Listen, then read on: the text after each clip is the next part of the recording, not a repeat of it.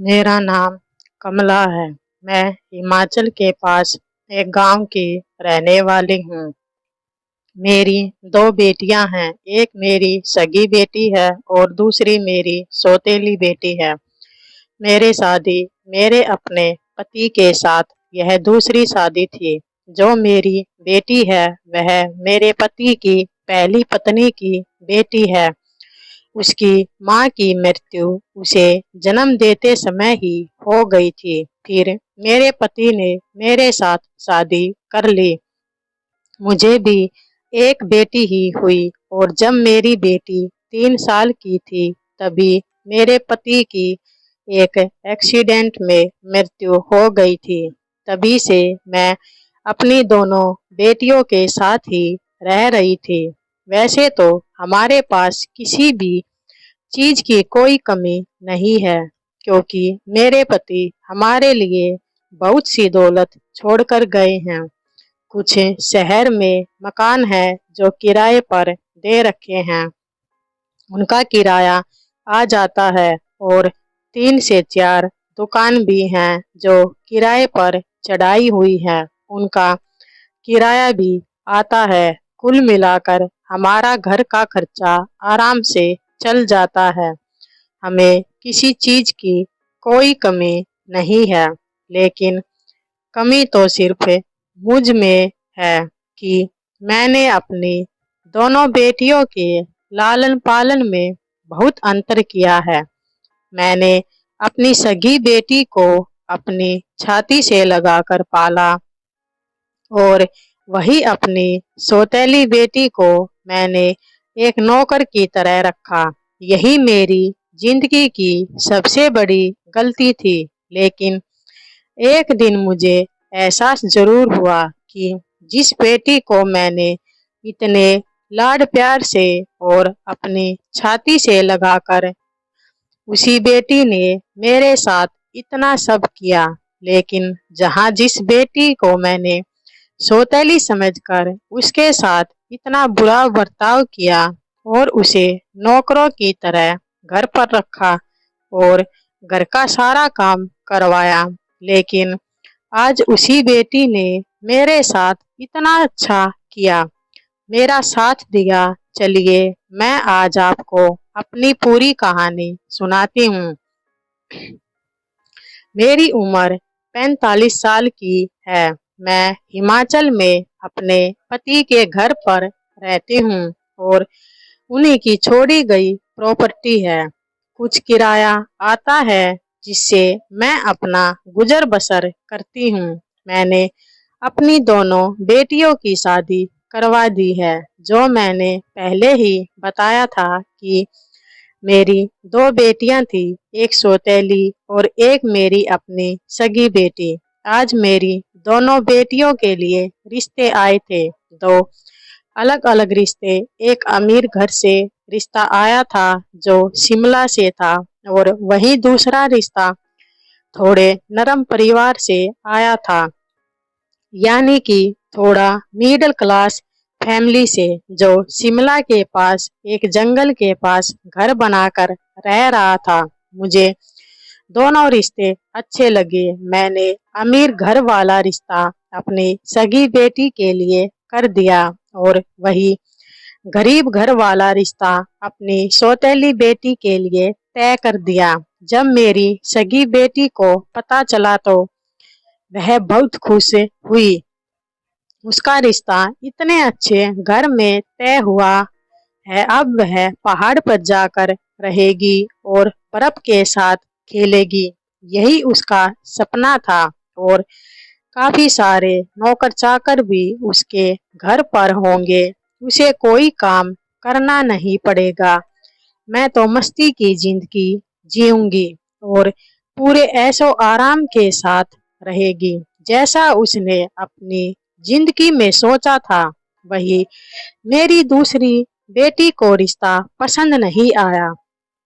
वह यह शादी नहीं करना चाहती थी। उसने मुझसे कहा कि माँ, आप जिस लड़के के बारे में बता रही हैं कि उनका घर जंगल के पास है, माँ, मैं जंगल के पास कैसे रहूंगी? वहां पर तो जंगली जानवर भी होंगे। मुझे बहुत डर लग रहा है। आप इस रिश्ते से मना कर दे और कोई दूसरा रिश्ता मेरे लिए देख लेना। तो मैंने उसे डांट कर कहा, तुम कोई महलों की राजकुमारी नहीं हो कि तुम्हारे लिए रिश्तों की लाइन लगे। ऐसा रिश्ता आया है, उसी के साथ शादी कर लो, नहीं तो सारी उम्र यहीं पर बैठा कर रखूंगी और शादी नहीं करूंगी किसी भी लड़के के साथ।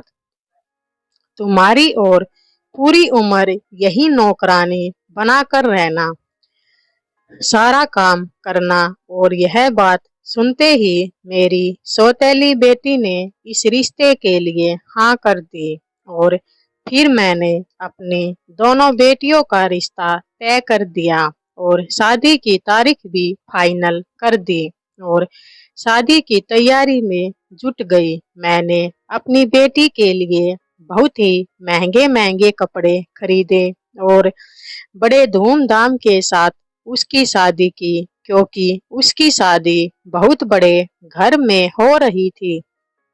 वही मेरी दूसरी सौतेली बेटी के लिए मैंने कुछ हल्के फुल्के नॉर्मल कपड़े लिए और एक नॉर्मल सी शादी कर दी। इस तरह मैंने अपनी दोनों बेटियों की शादी करवा दी और वे दोनों अपने अपने ससुराल चली गई। मेरी सौतेली बेटी के घर पर ज्यादा कुछ सुख सुविधाएं नहीं थी, ना ही कोई फोन वगैरह था, इसलिए उसके साथ मेरा कोई कांटेक्ट नहीं था।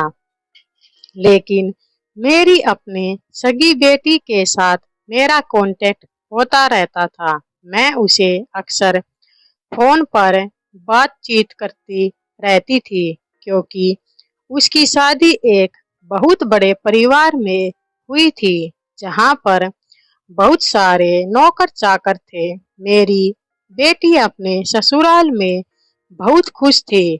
वह अक्सर मुझे फोन करके बता देती थी कि उसे ससुराल में कोई भी काम नहीं करना पड़ता, सारा काम नौकर अपने आप कर लेते हैं। वह तो बस पूरा दिन आराम ही करती है और अलग अलग तरह की फरमाइश करके अपने लिए खाना बनवाती रहती है। अभी सर्दी का टाइम शुरू हो चुका था और मेरी बेटी का सपना था कि बर्फ के साथ खेलना। अब तो उसके घर में भी बर्फ गिरने वाली थी, क्योंकि सर्दियां शुरू हो चुकी थी।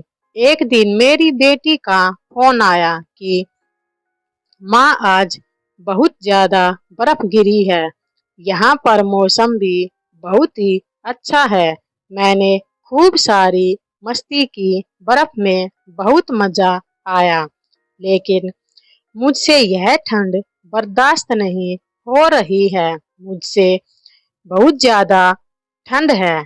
यहाँ पर अपने घर पर तो इतनी ज्यादा ठंड नहीं होती थी, लेकिन फिर भी बहुत मजा आ रहा है और मुझे भी काफी टाइम हो गया था अपनी बेटी से मिले हुए और उसकी बातों ने मुझे भी काफी इम्प्रेस किया। मुझे भी लगा कि मुझे भी वहां पर जाकर बर्फ देखनी चाहिए और मैंने सोचा कि कुछ दिन इसी बहाने मैं अपनी बेटी के साथ भी रह आऊंगी और अपनी बेटी और दामाद के साथ मैं भी बर्फ में मस्ती करूंगी और बर्फ का खूब आनंद उठाऊंगी। और यही सब सोचकर मैंने अपनी बेटी को फोन लगाया और कहा कि मैं कल तुमसे मिलने के लिए आ रही हूँ और कुछ दिन तुम्हारे साथ ही रहूंगी। यह सुनकर मेरी बेटी काफी खुश हो गई कि माँ, आप यहाँ मेरे पास आ रही हो। तभी अगले दिन मैंने चलने से पहले अपनी बेटी और दामाद के लिए कुछ गिफ्ट और कपड़े खरीदे और उन्हें लेकर मैं उसके ससुराल की तरफ चल पड़ी। शिमला में उसका घर एक पहाड़ी के ऊपर बना हुआ था। मैं वहां तक जाने के लिए ज्यादा कुछ साधन नहीं था, तो मुझे गाड़ी वाले ने नीचे उतार दिया और मुझे रास्ता बता दिया कि अब आपको ऊपर वहां पर जाना है। मैं वहां नहीं जा सकता, आपको वहां पर पैदल ही जाना पड़ेगा। पहले तो मैं घबरा गई। बाप रे, इतना ऊंचा पहाड़ मैं कैसे चढ़ूंगी इस पर, वह भी अब इस बुढ़ापे में। मेरी तो अब उम्र हो चली है और मेरे घुटनों में भी दर्द रहता है। तभी मैंने हिम्मत की और मैं पहाड़ चढ़ने लगी, लेकिन रास्ते में ही मेरे पैरों में दर्द होने लगा और ठंड भी काफी ज्यादा थी। मुझे ठंड भी लग रही थी। तभी मैंने अपनी बेटी को फोन लगाया और कहा कि डिम्पल, कैसी है मेरी बेटी?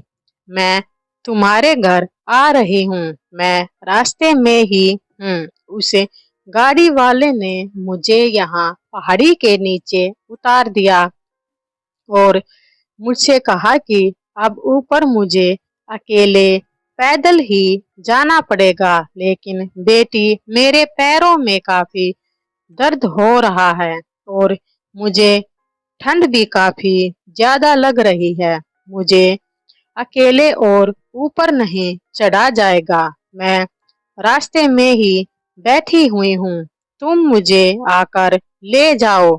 लेकिन मेरी बेटी ने फौरन मना कर दिया कि माँ, मुझे काफी ज्यादा ठंड लग रही है और मैं अपने बिस्तर से नहीं उठ पाऊंगी। तुम्हें आना है तो तुम अपने आप ही आ जाओ। मेरी बेटी की यह बात सुनते ही मुझे काफी बुरा लगा, लेकिन कोई नहीं, मेरी अपनी बेटी ही तो है, क्या हुआ, वह नहीं आ सकती तो मैं तो जा सकती हूँ। और यही कहकर मैंने कहा, ठीक है बेटी, कोई बात नहीं, मैं ही आ जाती हूँ। धीरे धीरे और मैंने फोन रख दिया। फिर मैं धीरे धीरे ऊपर की तरफ चढ़ने लगी, लेकिन एक पत्थर से टकराकर मैं गिर गई और मेरे पैर और हाथ में चोट लग गई। लेकिन फिर भी मैंने हिम्मत नहीं हारी और धीरे धीरे ऊपर चढ़ गई और सामने ही मेरी बेटी का मकान था। मैं वहां पर चली गई और जाते ही मैंने बाहर से ही अपनी बेटी को आवाज लगाई, डिम्पल, डिम्पल बेटा, देखो मैं आ गई। तो मेरी बेटी मुझे बाहर तक लेने भी नहीं आई और उसने अंदर से ही किसी नौकर को भेज दिया। माँ जी, आप अंदर आ जाइए, डिम्पल मैडम ने कहा है, वह आपका कमरे में ही इंतजार कर रही है। और उसने मेरे हाथ से सारा सामान ले लिया और मैं उस नौकर के साथ अंदर चली गई। मैंने देखा कि डिम्पल अपने कमरे में अपने बिस्तर पर लेटी हुई थी और चाय पी रही थी। उसने मुझसे बैठने तक को भी नहीं कहा और नहीं हाय हेलो किया। मैं वहां पर जाकर एक सोफे पर बैठ गई। मैंने डिम्पल से कहा, डिम्पल बेटा, मुझे काफी ज्यादा ठंड लग रही है, तुम मेरे लिए कोई चाय वगैरह और समोसे ले आओ और मेरे लिए अंगीठी जला दो ताकि मैं थोड़े हाथ पैर सेक लूं, मुझे चोट भी लग गई है। लेकिन मेरी बेटी ने कहा, माँ, मुझे काफी ज्यादा ठंड लग रही है और मैं अपने बिस्तर से उठने वाली नहीं हूँ। आपको चाय पीनी है तो आप जाकर खुद ही बना लो। यह बात सुनकर मुझे काफी बुरा लगा और मेरी बेटी ने कहा कि यहाँ पर मेरे पास रजाई में आकर बैठ जाओ। लेकिन तभी उसकी सास मुझसे मिलने के लिए आ गई और उसने मेरे लिए अंगीठी भी जलाई और चाय बनाकर ले आई। मुझे यह देखकर बहुत बुरा लगा।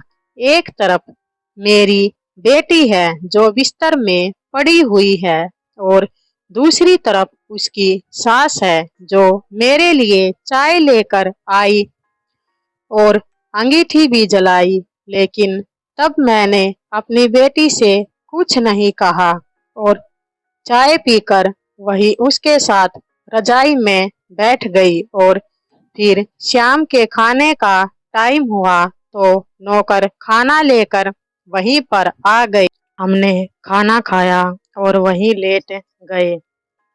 मेरी बेटी ने मुझसे ज्यादा बात भी नहीं की और वह बस अपने फोन पर ही लगी रही।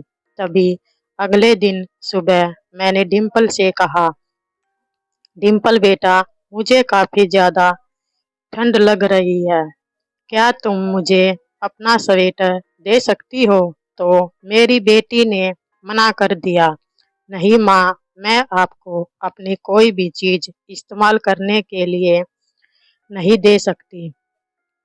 आपको अपना स्वेटर खुद लेकर आना चाहिए था। मैंने कहा, बेटा, मैं स्वेटर पहन कर आई थी लेकिन रास्ते में पहाड़ पर चढ़ते समय गिर गई और मेरा स्वेटर कोहनी पर से फट गया, इसलिए मुझे तुम्हारा स्वेटर चाहिए। वह फटा हुआ स्वेटर अच्छा नहीं लगेगा। लेकिन मेरी बेटी ने अपना स्वेटर देने से मना कर दिया।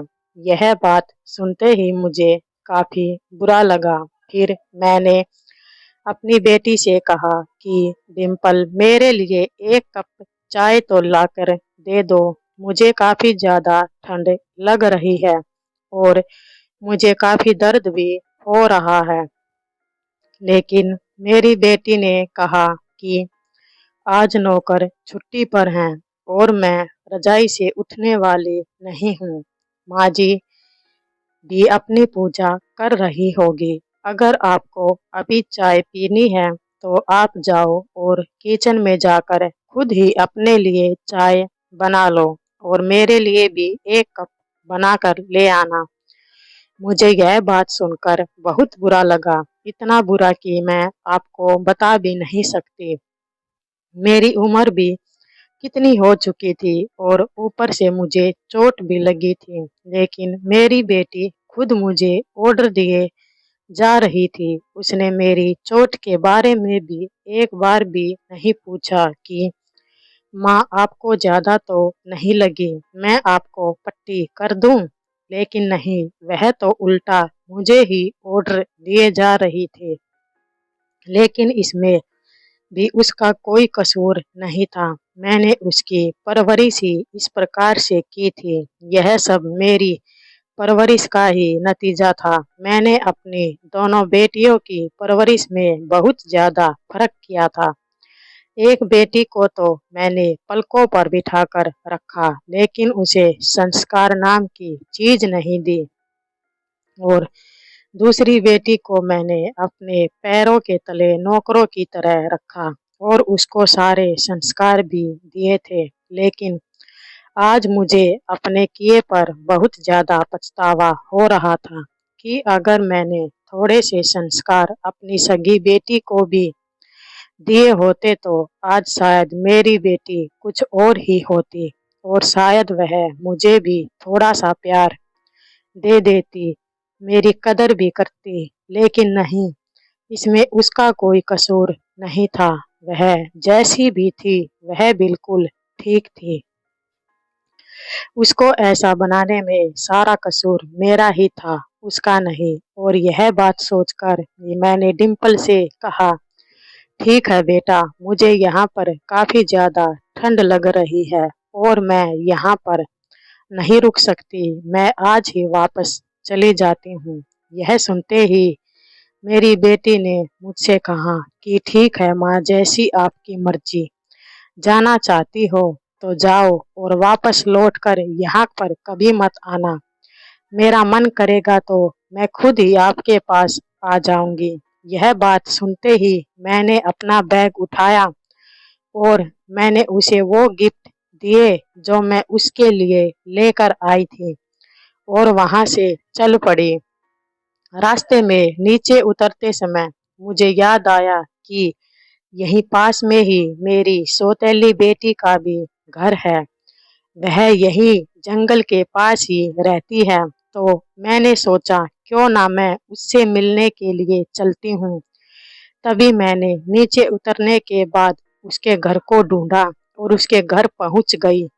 वह बाहर ही कुछ काम कर रही थी। जैसे ही उसने मुझे देखा वह भाग कर आई और मेरे गले लग गई और कहा, माँ जी आप यहाँ, मैं बहुत खुश हूँ कि आप मेरे घर आई हो।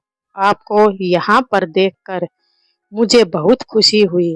वह मेरा हाथ पकड़कर अपने साथ अंदर ले गई। चलिए माँ जी आप अंदर चलिए, आप काफी थक गई होगी। और उसी ने मुझे अंदर ले जाकर कुर्सी पर बैठा दिया और मुझसे कहने लगा, माँ जी आप ठीक तो है ना? आपके पैरों में ज्यादा दर्द तो नहीं है? और उसने मेरी चोट को देखते ही उसकी आंखों में आंसू आ गए। उसने कहा, माँ जी आपको चोट कैसे लगी? कितनी ज्यादा चोट लगी है आपको? चलिए पहले मैं आपको पट्टी कर देती हूँ, उसके बाद आपके लिए गर्मा गर्म चाय बनाकर लेकर आऊंगी। आपको ठंड लग रही होगी। और उसकी यह बात सुनते ही मेरी आंखों में आंसू आ गए। जिस बेटी के साथ मैंने बचपन से ही नौकरों जैसा बर्ताव किया, गैरों की तरह उसके साथ हरकतें की, और आज उसी बेटी ने मेरा इतना ध्यान रखा और मेरी चोट को अपनी चोट समझी और मेरी चोट को देखते ही रोने लगी। उसने मुझे पट्टी की और फिर गरम गरम चाय बनाकर और गर्मा गर्म समोसा बनाकर मुझे खिलाए और फिर मुझे रजाई में लिटाया, मेरे पैरों की तेल के साथ मालिश की और कहा, माँ जी जब तक आप ठीक नहीं हो जाती आप कहीं नहीं जाएंगी, आप यही रहेंगी हमारे साथ में। मैं आपको अकेले घर पर नहीं जाने दूंगी जब तक आप बिल्कुल ठीक नहीं हो जाती। और उसके ससुराल वाले भी सब बहुत अच्छे थे। सबने मेरा बहुत ख्याल रखा। उसकी सास भी हर वक्त मेरे साथ बैठी रहती और मुझे कभी कोई काम नहीं करने देती। और एक दिन शाम के समय में बाहर आंगन में बैठी हुई थी आग जलाकर, मेरा काफी मन था कि मैं बाहर थोड़ी देर आंगन में बैठ जाऊं। तो मेरी बेटी ने कहा, ठीक है माँ जी मैं आपके लिए आग जला देती हूँ, आप यहाँ पर बैठ जाइए। और मेरी बेटी अंदर कुछ काम करने लगी। तभी एक जंगली जानवर जंगल से निकल आया और मेरी तरफ बढ़ने लगा और खिड़की से यह सब मेरी बेटी ने देख लिया। वह भाग कर आई और उसने एक जलती हुई लकड़ी से लेकर उस जंगली जानवर को तो भगा दिया, लेकिन जानवर ने भागते भागते मेरी बेटी को घायल कर दिया। और यह सब देखते ही तो मैं अचंभित हो गई कि जिस बेटी के साथ मैंने इतना बुरा किया, आज वही बेटी मेरी जान बचाने के लिए अपनी जान पर खेल गई। आज मैं इस बेटी का शुक्रिया अदा कैसे करूं, मेरी समझ में नहीं आ रहा था। जिस बेटी को मैंने अपनी पलकों पर बैठा कर रखा, अपनी छाती से लगाकर पाला, उसने तो मेरे साथ सौतेले जैसा बर्ताव किया, मेरी चोट पर मरहम तक भी नहीं लगाया। लेकिन जिस बेटी के साथ मैंने गैरों जैसा बर्ताव किया, आज वही बेटी मेरी जान बचाने के लिए अपनी जान पर खेल गई। आज मुझे पता चला है कि खून का रिश्ता ही बड़ा नहीं होता है, रिश्ते तो सिर्फ दिल से बनते हैं। और मेरे सौतेली बेटी ने मुझे दिल से अपनी माँ माना था। भले ही मैंने उसे अपनी बेटी नहीं माना, लेकिन उसने शुरू से ही मुझे अपनी माँ माना था। और आज मुझे काफी बुरा लग रहा था, लेकिन मैंने अपनी बेटी से माफी मांगी कि बेटी मुझे माफ कर दो। मैंने हमेशा से ही तुम्हारे साथ गैरों जैसा बर्ताव किया, मुझे माफ कर दीजिए। और आज मेरी जान बचाने के लिए तुम अपनी जान पर खेल गई, लेकिन तभी मेरी बेटी ने मुझे गले लगा लिया और कहा, माँ जी, मुझे पता था कि एक दिन आप मुझे गले जरूर लगाओगी और मुझे मेरी माँ जरूर वापिस मिलेगी। आज मुझे आपसे कुछ नहीं चाहिए, क्योंकि आज मुझे मेरी माँ मिल गई है, तो मुझे सब कुछ मिल गया है। तभी मैंने अपनी बेटी को गले लगा लिया और उसका माथा चूमा और कुछ दिन अपनी बेटी के साथ रहकर अपने घर वापिस आ गई। और उस दिन के बाद जब भी मुझे अपनी बेटी से मिलने का मन करता था, तो मैं अपनी सौतेली यानी बड़ी बेटी के पास ही जाकर रह आती थी और वह भी बीच बीच में मेरे पास आकर मेरा ध्यान रखती थी। यही थी मेरी कहानी। वीडियो पसंद आई हो तो लाइक कर दीजिए, शेयर कर दीजिए।